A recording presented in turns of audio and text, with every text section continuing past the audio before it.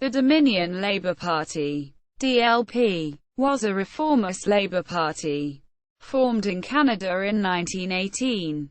The party enjoyed its greatest success in the province of Manitoba.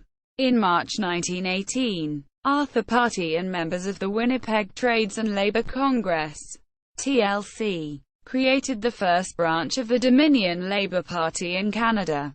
The DLP was an ideological successor to various other reformist labour groups in Winnipeg, but was more explicitly socialist and actively cooperated with members of the Social Democratic Party of Canada. The Winnipeg local included such figures as Harry Veitch, Fred Tipping and member of the Legislative Assembly, MLA, Fred Dixon. In the years after its formation, the DLP would set up other branches in cities throughout the Canadian prairies.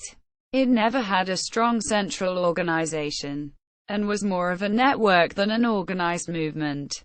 The Winnipeg General Strike of 1919 radicalized labor politics in Manitoba, and the DLP soon emerged as a much stronger force than the province's earlier labor parties had been. In the provincial election of 1920, the party formed an electoral alliance with the Socialist Party of Canada, the Social Democrats, and a party representing returning ex-soldiers.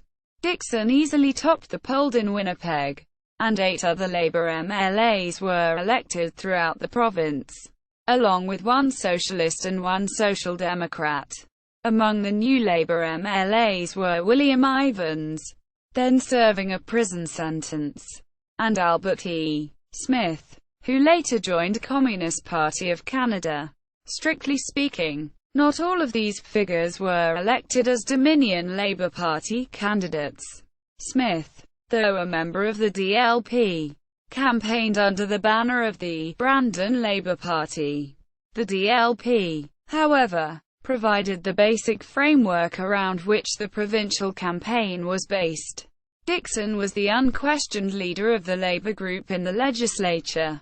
Late in 1920, the DLP split between followers of the American Federation of Labor and the One Big Union, when AFL supporters nominated an opponent of the General Strike as a DLP municipal candidate in Winnipeg. Many others walked out and formed the rival Independent Labour Party.